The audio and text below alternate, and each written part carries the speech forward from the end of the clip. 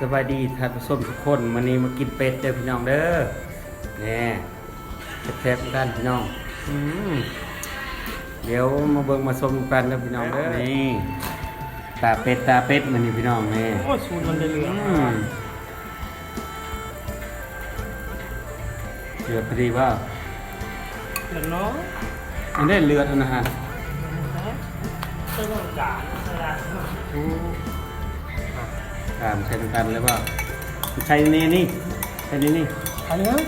เคยก็เสือน้ำหอนทุกไปเนาะไม่ใช่มันชุกเรียกว่ามันกามนี่แหละกินมาชมกันนี่หลายคนอยู่ได้นี่3-4 คน